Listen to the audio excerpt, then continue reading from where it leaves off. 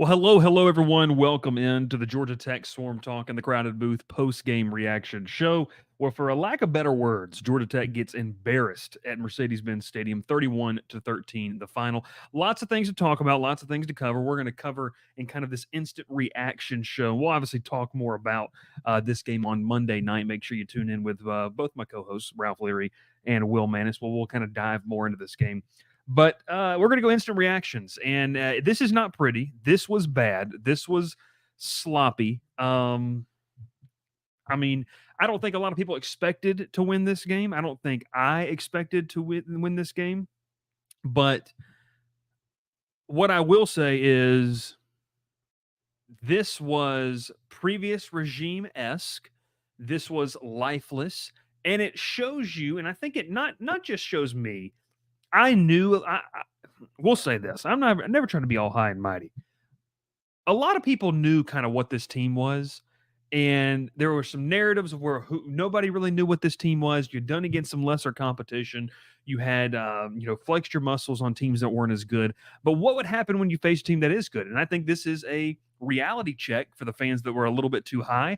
I wouldn't go all the way down to the point of people and heads needing to be rolled.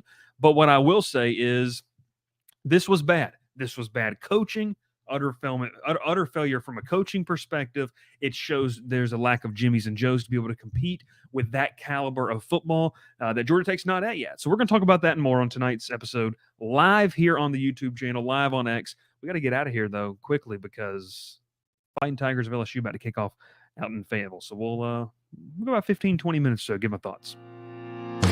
Pile in here and make yourself feel at home. The Crowded Booth is coming on. The Crowded Booth with Bryce Koon.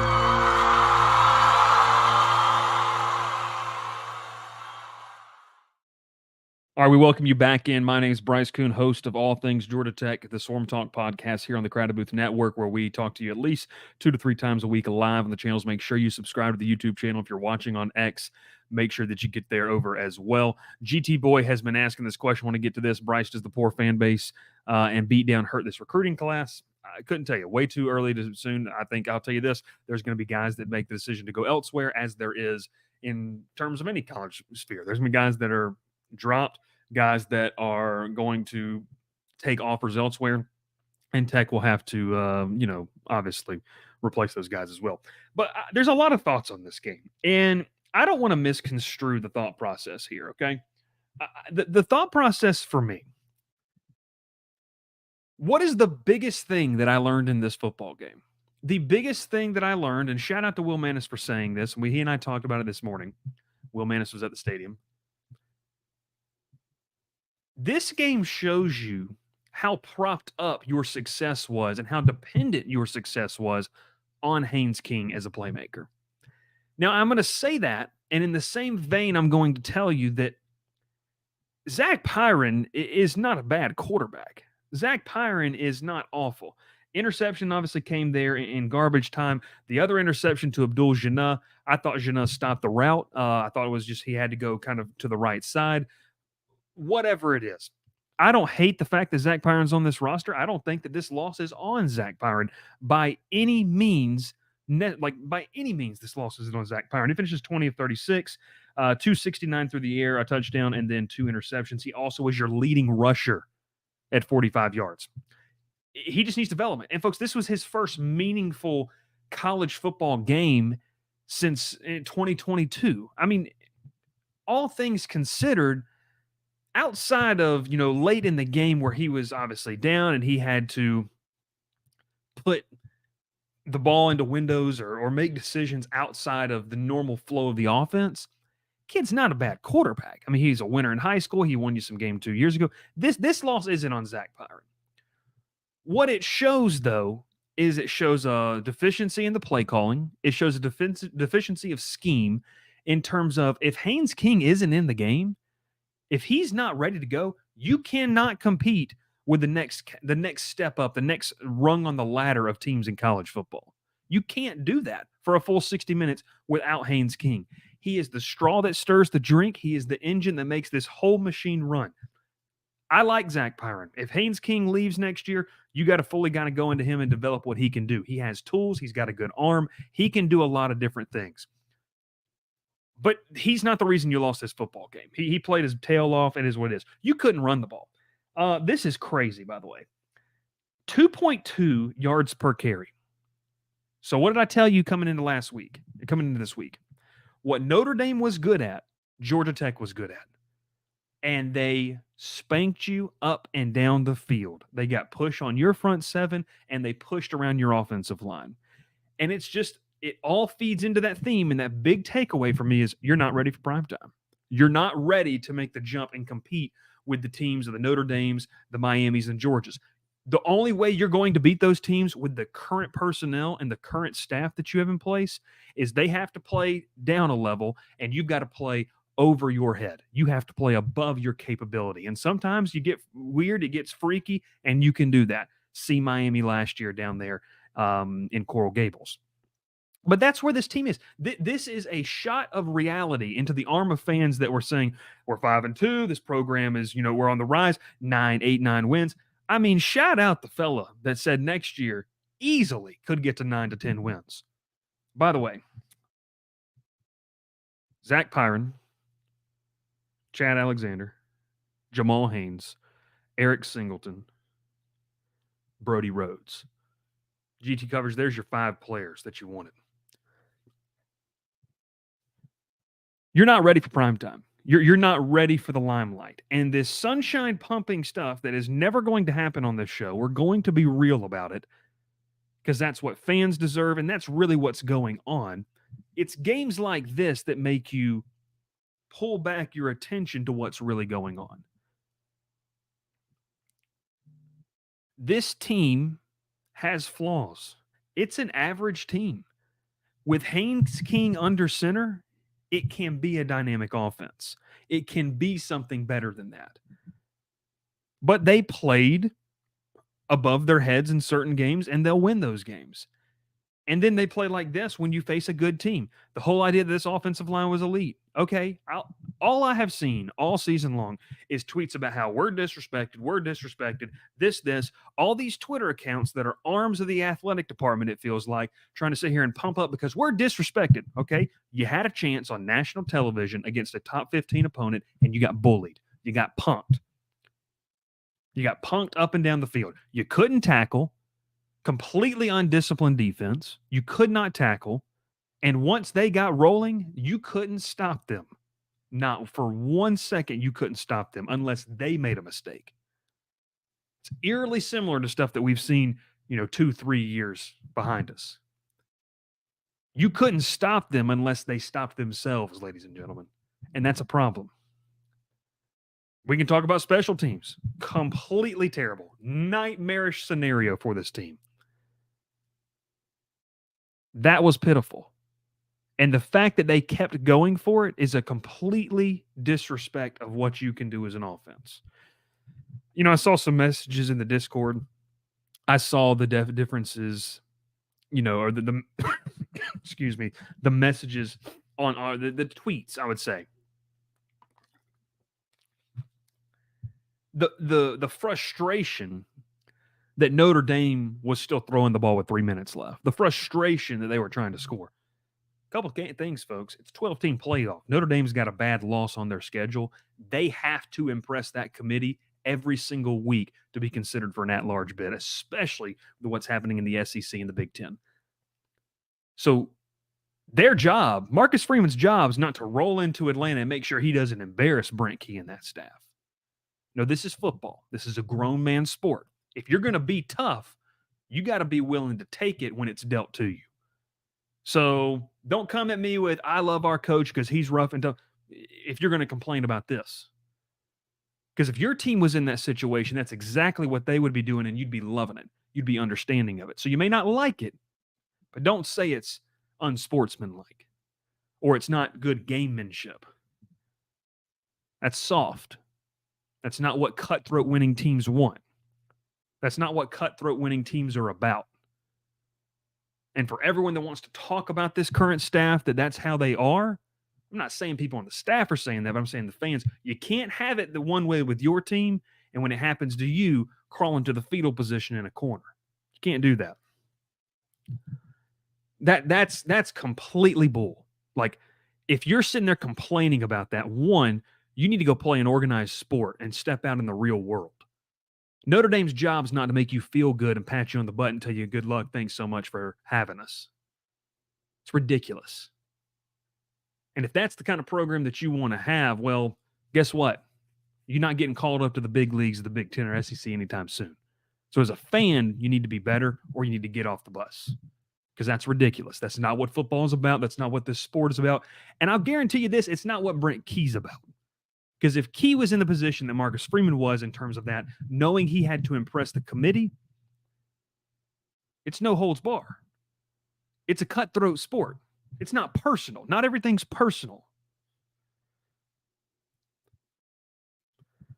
So that's kind of the diatribe I'll go on with that. And if you don't want it to happen, stop it. That's another thing. You don't deserve the respect of an opponent when you can't stop anything that they do. You're completely lousy, and that's obviously the thumbnail of this video.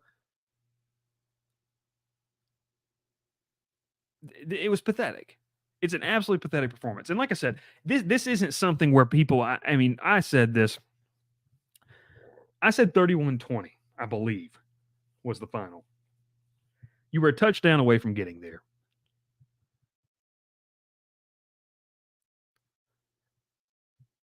But 31-13 is your score. And it's only an 18-point margin. You got your head kicked in. Physically dominated. Now you see why a lot of people talk about recruiting. Because you have to have the Jimmies and Joes to be able to line up with players like that. And you're kidding yourself if you think that this was just a coaching issue. It's Jimmys and Joes. It's the program's not ready for the moment yet. And I'll tell you this, that's okay. It's okay because it's what this team was. Anybody who thought after beating Florida State that they were going to go to the ACC title game, anyone who thought after Duke that you were going to do this or that, anyone who thought last week this is a team that was going to be able to make a nice run, it's not who they are. They were going to have the ball bounce their way. They're not there yet, and that's fine. This is a reshifting of the focus of what this team is. It's a process-oriented growth that they're trying to go through, and so you're going to take your lumps. You're going to take your beatings against the better teams on paper because you're not there yet. Now, that's not an excuse. I'm going to get to the coaching part in a second. So when Miami rolls around, everyone wants to make the jokes, but that's the better team on paper, and you can't really make mistakes against them they're showing this year. This is the kind of game that'll happen. When you go to Athens on Black Friday, this is the kind of thing that can happen because there is a talent gap. I don't care if you've got a guy on your roster who's 6'6", 320 when he's playing patty cake, and the other roster has 4 guys that are 6'4", 315, and they're physical, and they're veterans, and they're developed. That's what you saw out of this Notre Dame team. I told you, it's going to be a physical football game. It's going to be a rock fight, which is what Brent Key wants, and you got beat at your own game. You could not run the ball. 2.2 yards per carry is absolutely pitiful. Now, Eric Singleton got involved, Malik Rutherford. They're still trying to find a third receiver. I will just say this. I like Bailey Stockton and what his future can be. I like what he has projects to be. But I will tell you this. Avery Boyd had 1 catch for 25 yards, and he did not even get another look. There was not another target to Avery Boyd in this football game. For 2 years, we have been talking about this guy being a potential weapon offensively. At least twice I can count on my hands. You've had him open on a seam route, you've hit it, and because of his size, which he's able to block off defenders, and it's hard for a safety or a corner to guard him, and then he's too fast for certain linebackers, you have to have a freak at the linebacker position, a hybrid safety linebacker, to be able to guard Avery Boyd at times. It's a matchup nightmare. They won't utilize it. I do not understand why. I could not tell you. And I will tell you this too. There's people who are frustrated about that. It doesn't make sense. And when you're down as many tight ends that you are, and your offensive coordinator is a guy who loves the tight end position, I don't care if you want to list him as a tight end on the depth chart or as a wide receiver. Utilize the kid. He's there for a reason. That's how you lose players. Zach Pyron's not the reason you lost this football game. Not in the least bit.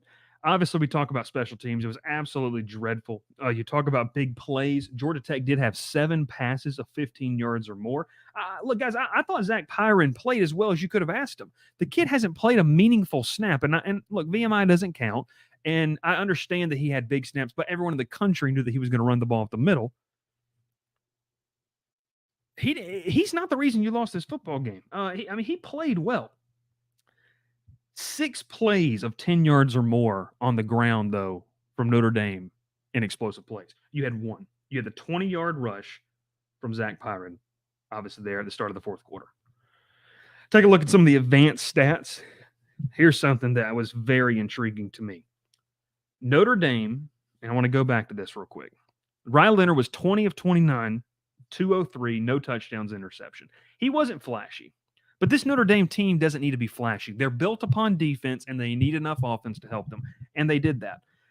Short passing, they were 14 of 18 in short passing, 6 of 8 in the medium game, which is 5 to 14 yards, and they were just 1 of 4 from deep.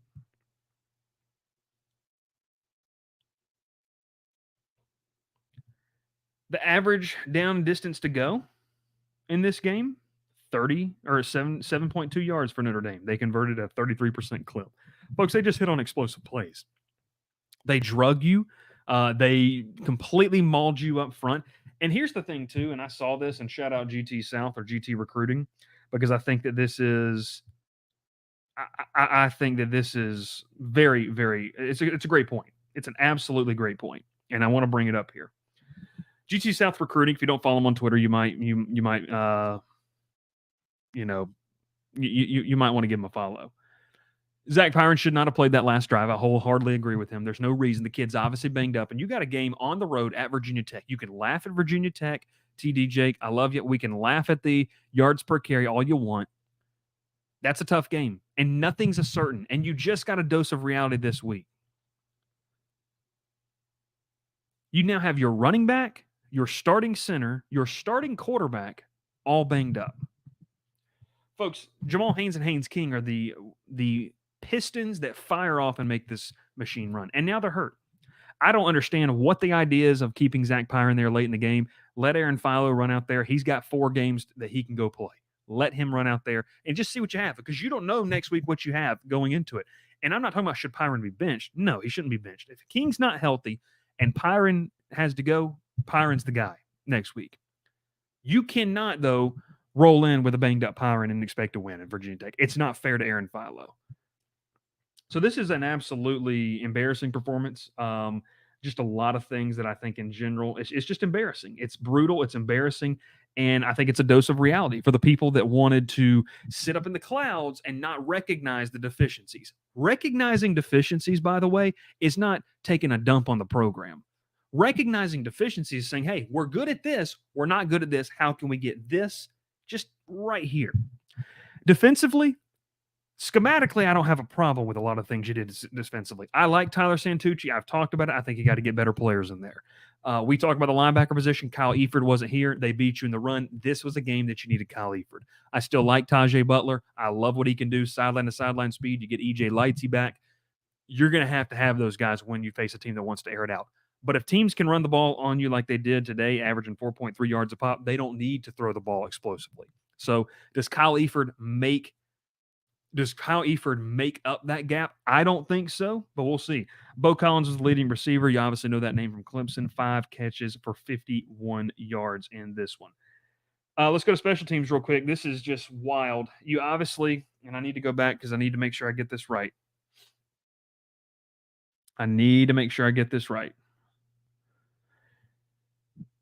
You had a field goal blocked. You had a bad snap on a field goal that never even got attempted. You allowed a fake punt for a first down, a fake field goal for a first down, and none of your punts are effective. It's brutal. And a lot of people say, well, fire Ricky Brumfield. Here's the thing, and this is a genuine question, because I'm not in the building. No one's in the building. They can't know that. I will tell you this. You got a guy who's coaching corners and the special teams. The NCAA expanded the staff. Use some of this money that you apparently really have to go hire a full-time guy at either spot and let someone solely focus on one position, because the special teams is not good, and they're going to have to find a way to reconcile that. I will tell you this: I don't think it's ever as bad as you think it is, or as ever good as you think it is. Last year they were really good in special teams. I don't think that was a fluke. This year it has not been good. We will see. So, what are my thoughts on the game? Haynes King's the straw that stirs the drink. It does not mean Zach Pyron played bad. It shows you how dependent this team is on him to do things. And people thought they knew that, but you really didn't know it until you had a game like this against a superior opponent and he didn't get to play. It shows you where this team is. They're an average team. They can still be good. They can still grow. But let's pump the brakes on everyone else is terrible and we can go into anybody's house and beat them. You can't come out of this game saying, hey, we fought hard and win one for the Gipper. You like that, Notre Dame fans? Win one for the Gipper, and by God, this shows we can compete. You didn't compete. This was not a competitive game. Not a competitive game. They bludgeoned you. They did what an elite team is supposed to do. They did what a better team is supposed to do to an inferior opponent, and you got your butts handed to you for a full 60 minutes. I like the first drive. I thought they were creative with Zach Pyron. I thought they did some things. They tried to make him comfortable. They've got to get him out of the pocket if he's going to keep playing. Kid's got an arm. He's got a rocket of an arm, and he can make some plays. Cater to that. But you got to run the ball. You can't run the ball for 2.2 yards a pop and expect your quarterback who hasn't started in 2 years to be effective. That's ridiculous. So for the people who are on social media, they get super excited about all this stuff.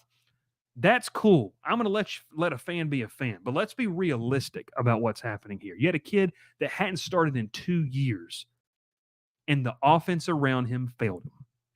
That's what happened. Notre Dame's pass rush also got to him as well. I like Zach Pyron. I do. I think that this was an unfair. Anyone casting something on him, that's unfair, and we need to address that better in that sense. All right, this is the kind of reaction show we're gonna hop off here. LSU Arkansas kicking off. A lot of you know that I cover that team full time, so we'll see what happens. A lot of great comments. Make sure you get your comments in there as well. Will also says that your fans didn't show up. Brutal showing. I don't care what you say. It's ridiculous. This is the thing too, and I'm going to end it on this. Stop complaining about everything and show up to a football game. Stop making excuses about how your donor base or that your graduating base lives elsewhere. People don't care. I don't care. And people at other schools don't care. They make trips centered around the 6 games or so that they get in the fall to go be at that stadium. And that's not a priority for people, whether it's you're winning or whatever it is. But you had a 5-2 Tech team off to its best start in a long time, facing a top 15 team in one of the best stadiums in the country. Regardless if it's at Bobby Dodd or Mercedes-Benz, that's ridiculous. It's ridiculous. It is. And don't say, well, we're going to wait till they win. No, that's dumb. That's dumb. That's revisionist. Don't do that. That's weak.